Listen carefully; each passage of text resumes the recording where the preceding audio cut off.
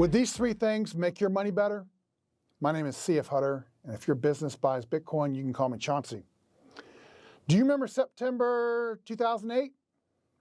Remember housing crisis, financial markets, the government seizing control of the mortgages and the mortgage business, and the Fed prints billions of dollars, and then our sugar daddy politicians save the day, and they come in and help everybody not have to go through a bunch of pain. You remember that? There was a movie about that. It's called The Big Short.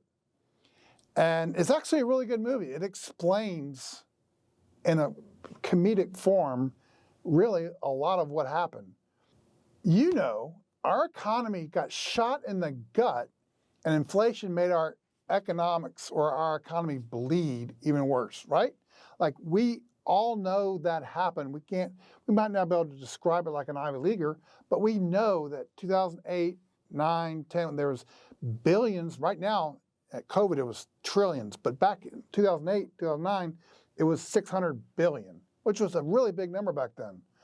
Just makes you think how crazy right now is with all these trillions. But anyway, these are big, big numbers.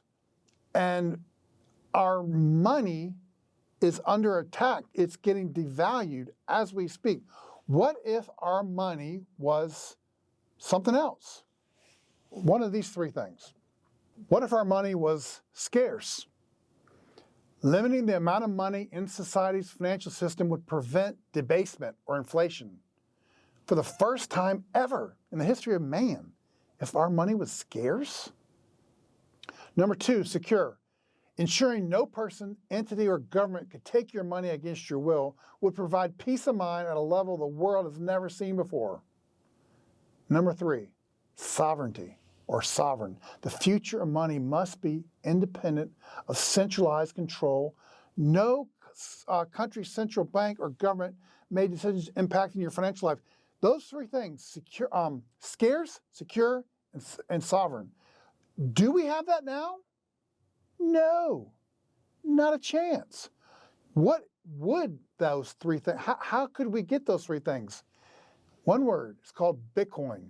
Did you know in the history of man, all nations, wherever, no matter where you live, over time, the centralized power, the people in charge of the money, eventually they manipulate fraud, the nation's villages or their small continent, or their country, their nation, whatever structure they're in, the people in charge print more money, and that reduces the currency's purchasing power. It doesn't matter if you're using seashells or copper coins or dollar bills. It doesn't matter. If you print more of them, it reduces the purchasing power for everybody. Everybody's value gets worse, it gets lower. The strongest money ever on the planet right now is Bitcoin. Why? Limited, finite. You cannot have more than 21 million coin. And it's impossible to get more than that. It's the only thing out there, asset-wise, that you can say that about.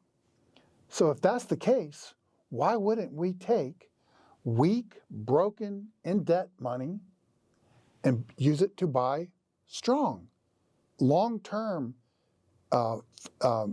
financial-free money, like inflation-free money? Why wouldn't we do that?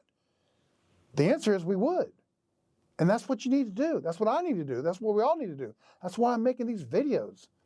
Bitcoin is the answer for the issue back in 2008 and 9 and 10 during that whole muck-up thing that happened, COVID, and for the next one and the next one.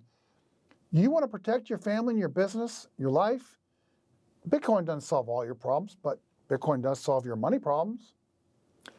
I would do what everybody else around me and my clients, my people that I work with do. We are getting ourselves on the Bitcoin standard. So for you, I would submit to you, it is Bitcoin time.